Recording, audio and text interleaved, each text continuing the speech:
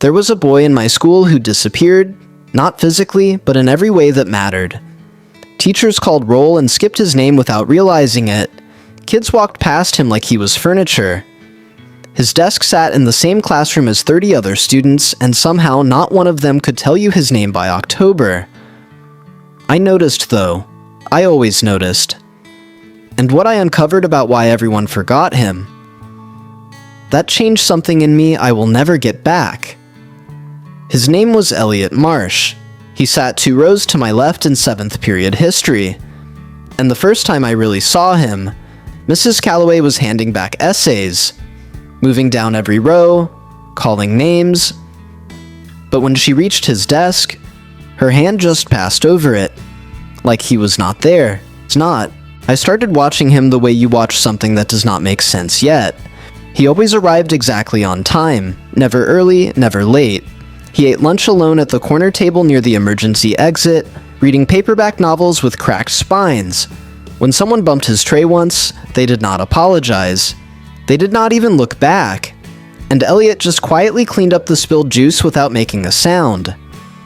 What broke something open in me was a Tuesday in November. We had a group project. The teacher said find a partner. Every single person in that room turned towards someone else. Within 30 seconds, the room was paired off, laughing, moving desks, making plans.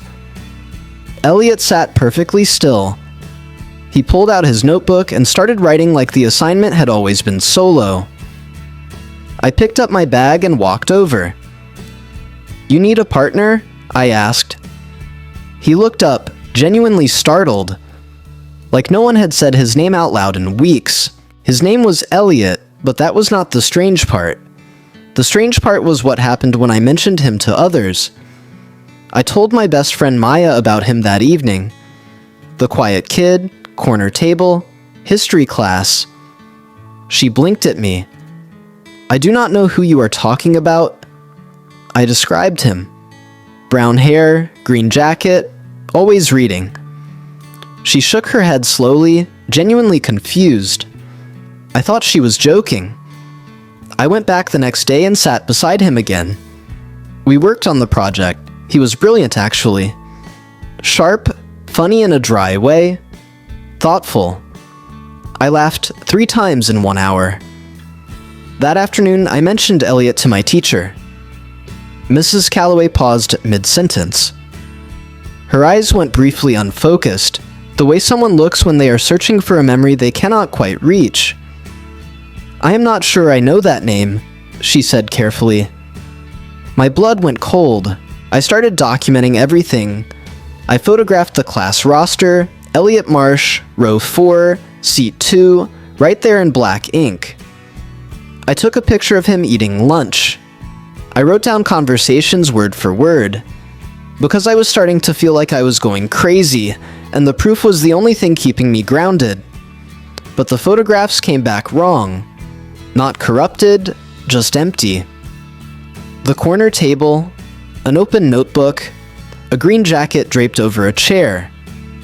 But where Eliot's face should have been, there was only a smear of light, soft and diffuse, like fog captured on film. I showed Maya the roster. She read it twice, then looked up. "That is a misprint," she said. "That desk has been empty all semester." I pressed my hands flat on the table to stop them shaking.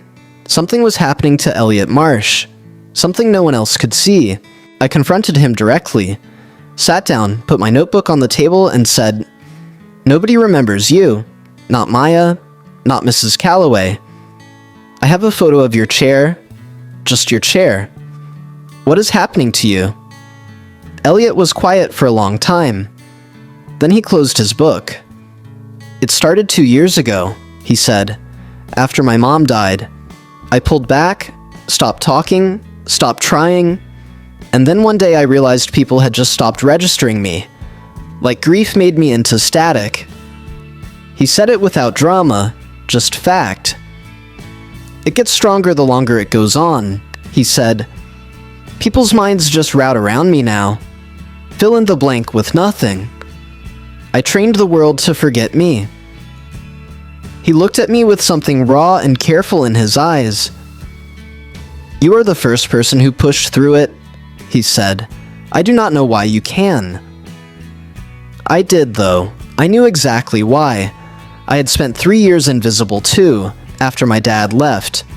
And I recognized deliberate disappearing, bone deep, because I had almost done it myself. He told me he had been thinking about leaving school entirely, finishing online, disappearing for real this time, completely, permanently, on purpose. Nobody would notice, he said.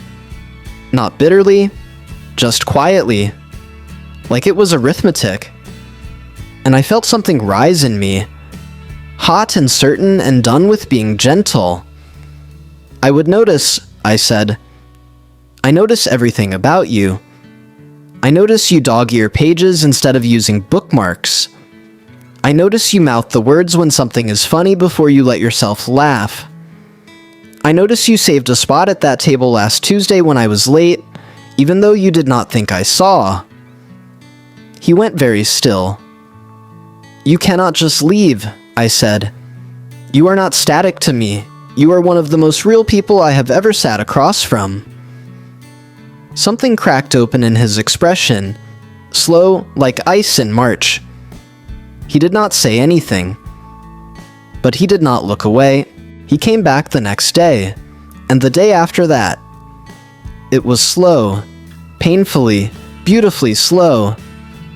Maya finally remembered his name in December, after I had introduced him 4 times with my hand on her arm, and my voice steady and insistent.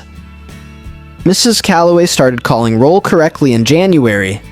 By spring, Eliot had a second person who said hello to him in the hallways, then a third. The photographs started coming out right too. Slowly, like developing film.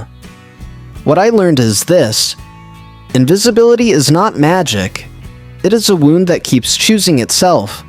And the antidote is not loud. It is consistent. It is someone who refuses to look away, who says your name, who saves you a seat without being asked. Eliot taught me that some people go invisible because the world let them practice long enough to get good at it.